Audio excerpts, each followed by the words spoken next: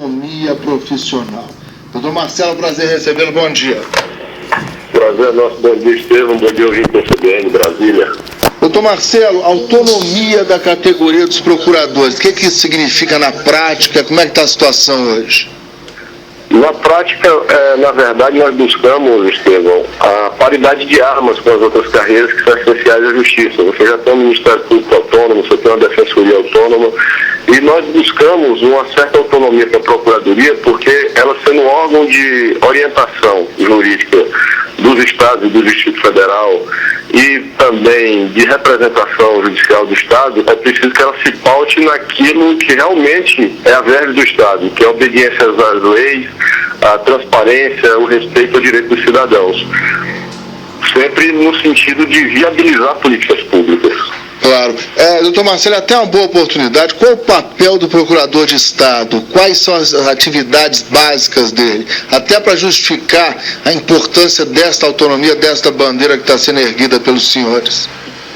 Na verdade, a ideia, e é preciso, antes de mais nada, Estevam, registrar que são 9 entidades que apoiam e organizam esse evento que vai ter um ápice, um momento de ápice no Senado Federal, no Auditório Petrônio Portela, no próximo dia 3, representando as várias instâncias da advocacia, a federal, a estadual e as municipais.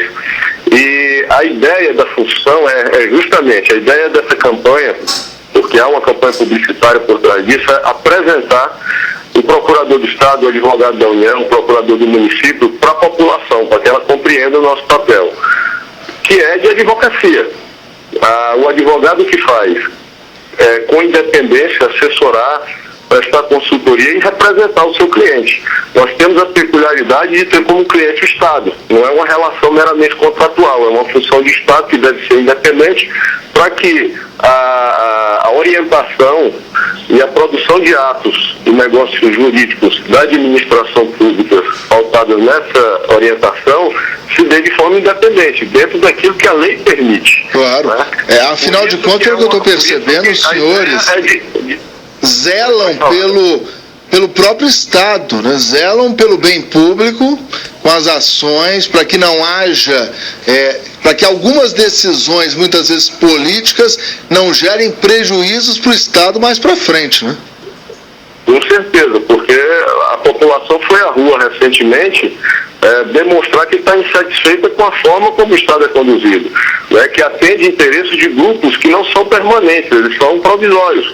Os governos, eles são transitórios e precisam planejar o futuro dos seus administrados a longo prazo, não pensando na próxima eleição somente. Então, por isso que nós temos essa grande precariedade hoje, porque não há a segurança necessária na produção desses negócios que são fundamentais para a prestação de qualidade de serviços essenciais, como saúde, educação, infraestrutura. E há um papel também que é relevantíssimo do advogado público, que é de recuperar créditos tributários. Né? Nós combatemos a sonegação fiscal. E se não houver uma estrutura administrativa, né? um porte institucional que garanta uma atuação eficaz da advocacia pública também nesse papel, com certeza você não vai ter um efeito pedagógico na nossa atuação. Para que o sonegador não se veja, como acontece diversas vezes com programas reiterados de recuperação fiscal, em condições sempre mais favoráveis no mercado mesmo, do que aquele que paga suas contas, seus tributos em dia. Os senhores são técnicos, são concursados, ocupam cargos-chave na estrutura estatal, na máquina pública. Há muita interferência política hoje, vinda de cargos comissionados ou de indicações políticas de partidos que, é muito comum, sustentam a legenda que está no poder. Os senhores sofrem, na rotina das suas atribuições, muitas interferências políticas, doutor Marcelo?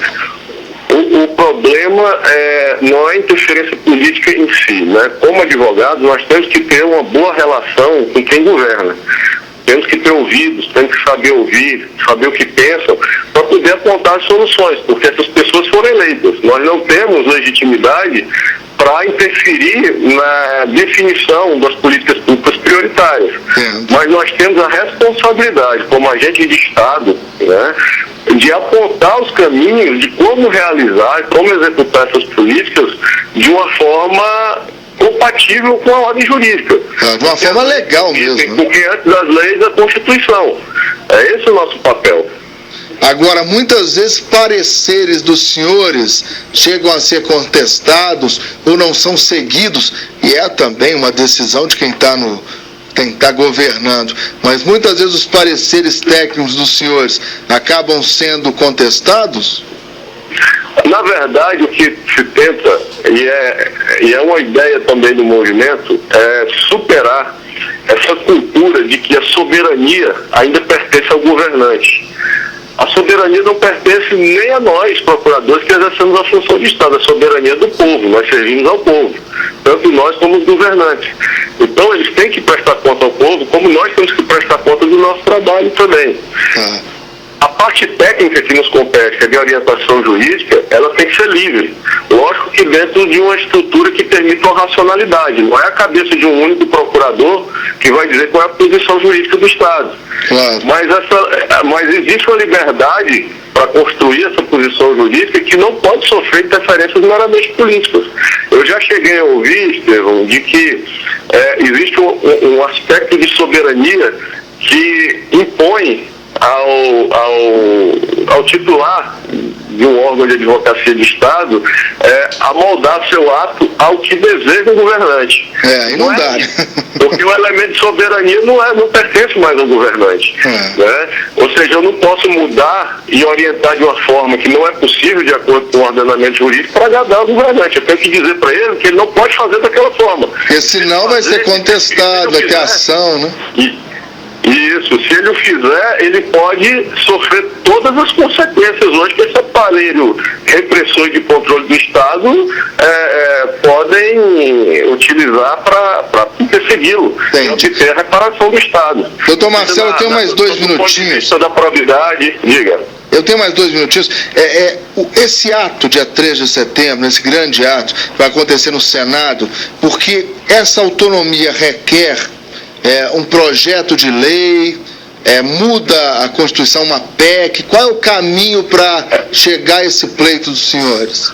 Nós estabelecemos como consenso um texto, até numa forma de um substitutivo enxuto, que trata só dessa autonomia na PEC 82/2007. Ou seja, uma PEC de 2007 está engavetada até hoje, já foi admitida na CCJ já há alguns anos, e nós precisamos de uma comissão especial que examine o mérito dela, não é?